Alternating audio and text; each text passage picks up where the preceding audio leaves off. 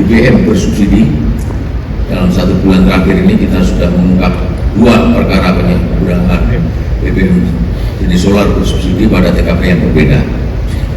Rekan-rekan, perlu saya informasikan bahwa yang TKP pertama di Jalan Lingkar Selatan, Kelurahan Basire Selatan, Kecamatan Banjarmasin Selatan, Kota Banjarmasin, Provinsi Kalimantan Selatan, yang dilakukan penindakan pada hari Kamis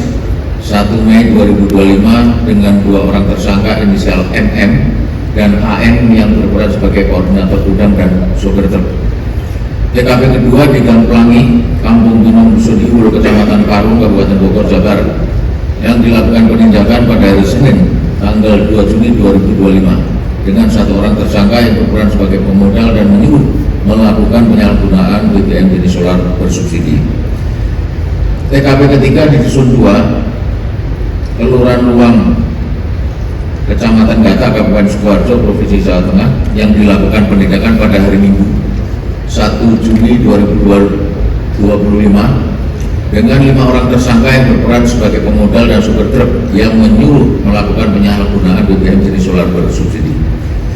TKP keempat di Dusun 2, Kelurahan Luang, Kecamatan Gatak, Kabupaten Sukoharjo, Provinsi Jawa Tengah, yang dilakukan penindakan pada hari Minggu 1 Juni 2025 dengan 5 orang tersangka yang berperan sebagai pemodal dan supir truk yang menyuruh melakukan penyalahgunaan BBM jenis solar bersubsidi.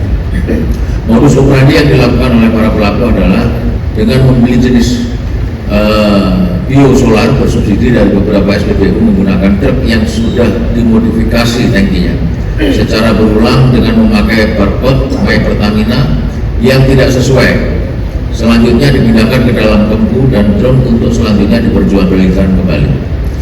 Barang bukti yang berhasil kita sita antara lain berupa 12 unit kendaraan pengangkut BBM biosolar sekitar 20.283 liter, 37 buah kempu tempat penampungan BBM, 16 drum kapasitas 200 liter, 5 mesin pompa, dan 68 buah barcode pengisian solar bersubsidi. Para tersangka telah dilakukan penahanan dan kemudian kita terapkan pasal 55 Undang-Undang Nomor 22 Tahun 2001 tentang minyak dan gas bumi yang telah diubah dengan pasal 40 angka 9 Undang-Undang Nomor 6 Tahun 2023 tentang penetapan peraturan pemerintah pengganti Undang-Undang Nomor 2 Tahun 2022 tentang Cipta Kerja menjadi undang-undang dengan ancaman hukuman pidana penjara paling lama 6 tahun dan denda paling banyak 60 miliar rupiah.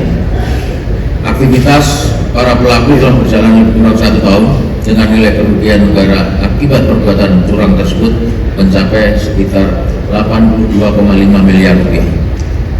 Jadi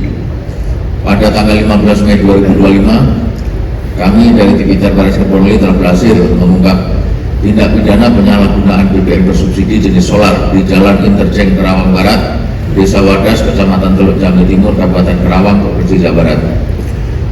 Modus operandi yang dilakukan para pelaku adalah dengan membeli solar bersubsidi di SPBU 344138 di Jalan Interchange Kerawang Barat dan di SPBU 344144 di Jalan Bypass Jalan Pangkal Perjuangan Kerawang Barat dengan menyalahgunakan beberapa barcode My Pertamina yang digaleri HP milik supir. Selanjutnya BBM jenis solar bersubsidi tersebut dipindahkan dari tangki BBM truk ke dalam jerigen dengan menggunakan selang untuk selanjutnya dipindahkan ke dalam baby tank atau kembu yang sudah disiapkan di dalam gudang di Jalan Interchange Kerawang Barat, Desa Wadas, Kecamatan Teluk Jambe Timur, Kabupaten Kerawang, Provinsi Jawa Barat. Penyidik telah melakukan penahanan terhadap 2 orang pada kasus ini, yaitu tersangka AS yang berperan sebagai koordinator gudang tempat penyimpanan BBM jenis solar dan tersangka inisial H yang berperan sebagai supir truk membeli dan mengangkut solar subsidi dari SPBU ke SPBU. Terhadap kedua tersangka kita terapkan pasal 55 Undang-Undang Nomor 22 Tahun 2001 tentang minyak dan gas bumi sebagaimana telah diubah dengan pasal 40 angka 9 Undang-Undang Nomor 6 Tahun 2023 tentang penetapan peraturan pemerintah pengganti Undang-Undang Nomor 2 Tahun 2022 tentang Cipta Kerja menjadi undang-undang dengan ancaman hukuman pidana penjara paling lama 6 tahun dan denda paling banyak 60 miliar rupiah. Barang bukti yang disita yaitu 1000 liter solar, 1 unit terpindu berwarna hijau dan 2 unit handphone. Total kerugian negara akibat perbuatan para pelaku mencapai 2.007.500.000 rupiah.